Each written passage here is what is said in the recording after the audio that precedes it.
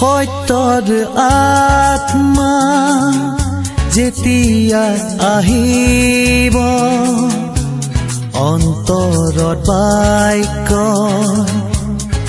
কথা যে কব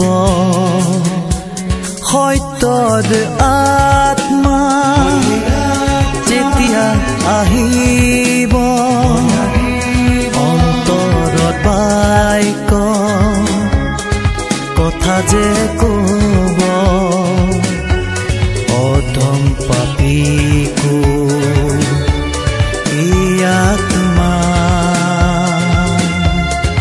মুক্ত কৰিব। ত্ৰাণকৰ্তা প্ৰভু যীশু খ্ৰীষ্টৰ নামত আপোনাক অভিনন্দন। পবিত্ৰ বাইবেলৰ মথিয় লিখা শুভবাৰ্তা 5 অধ্যায় 13 পদত আমি এইদৰে পাওঁ, তোমালোক পৃথিৱীৰ লোণ, কিন্তু যদি লোণৰ সোৱাদ গুচিল তেন্তে তাক কিহেৰে লোণা কৰা যাব? সেয়ে তেতিয়াৰে পৰা একো কামৰ নহয়, কেৱল বাহিৰলৈ পেলোৱা আৰু মানুহৰ গছকাৰ যোগ্যহে হয়। ঈশ্বৰে যেতিয়া মানুহক নিৰ্মাণ কৰিছিল তেতিয়া মানুহ সম্পূৰ্ণৰূপে নিষ্পাপ আছিল আৰু ঈশ্বৰে মানুহক সকলো সৃষ্টিৰ ওপৰত গৰাকী পাতিছিল।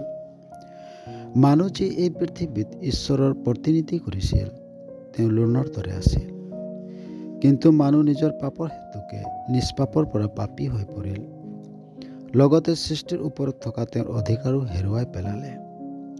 যিদৰে নিমখৰ সোৱাদ গুচিলে আৰু একো কামত নাথাকে, ঠিক সেইদৰে সৃষ্টিৰ পৰা মানুহৰ সোৱাদ গুচি গ'ল।